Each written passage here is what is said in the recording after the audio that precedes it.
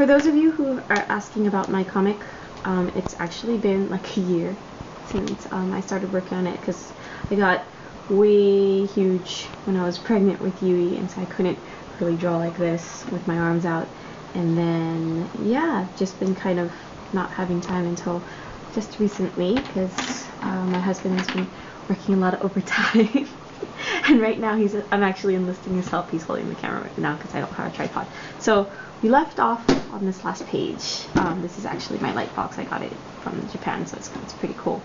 I'll plug it in a little bit and show you. But so here in this last panel, he just kind of broke the jaw of the skeleton, the orca whale skeleton that he was fighting. And so this was the next panel, and I just got this done I think like 2 days ago. And when I started working on these next panels, I realized that I work better when I'm talking to someone or just kind of distracting myself at the same time, because I worked on this while I was talking on the phone with somebody, and then these ones, like, I didn't talk to anybody, and I messed up here, here, and here, which I'm not too concerned about because I could just go over it with whiteout like I did right here, because I forgot that the end of the top end of the panel reached here, and I kind of accidentally drew over that. But anyway, so as you can see, my pencils aren't really clear, but it doesn't really affect my inking so much, so I just kind of keep it. I've been always doing stuff this way, so it hasn't really been a problem for me. But I just kind of wanted to talk a little bit about I guess some of the stuff that I do. I don't think that this should be like a tutorial so much, but just kind of how I do it, because I know that there's lots of different ways of doing it. Feel free if you like want to share the way that you do it and stuff. So a lot of the times I'll just take my ruler and put it here, and I'll go through it with kind of like the thickest ink liner that I have, and I think this was an 03, but I usually use probably an 05. Oh, here it is. It's hidden right there.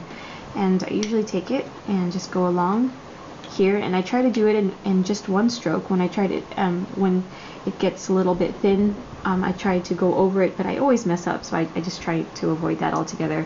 And so after I do that, I always take my hand here and I just kind of wipe it off, because sometimes when I go like this again, some ink residue from the last time I swiped over it will smudge, and that part kind of sucks.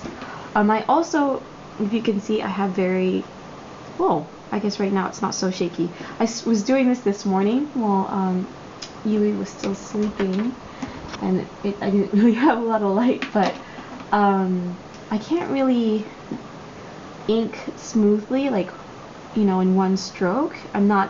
My hands are usually too shaky for that, and I can usually only make like a straight line in one direction. So what I do here, I'll ink this part of his shirt real quick.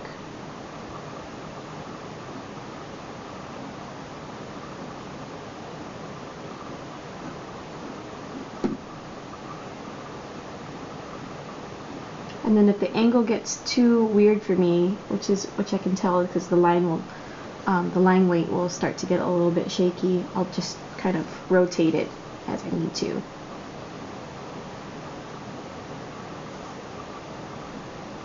I'm not a very good inker, but I love doing it. So a lot of people have asked why I don't do this digitally, and the reason why, because when I have to rotate the paper, it's just a lot easier for me to do it like this. Every time I know you're able to do it like on Photoshop and Manga Studio, and a lot of people have gotten used to it, but for some reason, I don't know if it's because I have really bad motion sickness, I can't really do it without throwing up. So especially in Photoshop, and when I'm zoomed in and trying to make sure that the line gets really perfect, I become too much of a perfectionist when I'm doing digital art, because you can, and so when you do it, I guess I was almost going to say manually, when you do it traditionally like this, like, there's kind of less room for mistakes, and I don't know, that part's a lot more exciting for me.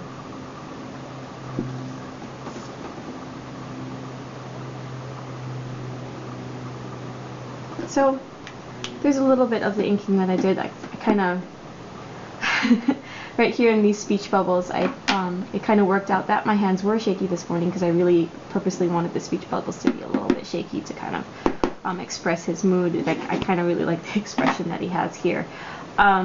So I will plug in my light box real quick.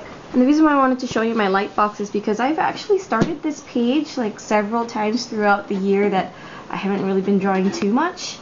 And each page that I tried to redraw didn't actually turn out so well, but I ended up using these 3 panels from a previous page that I was about to throw out because I ended up really liking those panels. So originally So originally this is how it was going to start out, and I wasn't going to have this top panel here at all. And then I decided, oh, this top panel I kind of need one to show, I guess, Penny's reaction to Issei's strength. And I thought, oh, well, maybe I can just move these panels into something else. So what I did, if I turn it on here, I just moved this panel over here, the top here, and then I added in another hand. And then this panel became these 2 panels, and I used my light box to do that here. Then I moved Brooke's body a little bit towards here in this panel. So I guess, yeah, and I tweaked the placement of her face a little bit because I realized in here I made it a little bit too flat. But, you know, and I think it's a lot easier with the light box too, because instead of, it's kind of like Photoshop where you just kind of copy and paste something and kind of move it a little bit. But even that little movement on the screen, it really makes me dizzy. So this one is a lot less nauseating for me, and I just wanted to show you guys how I do it.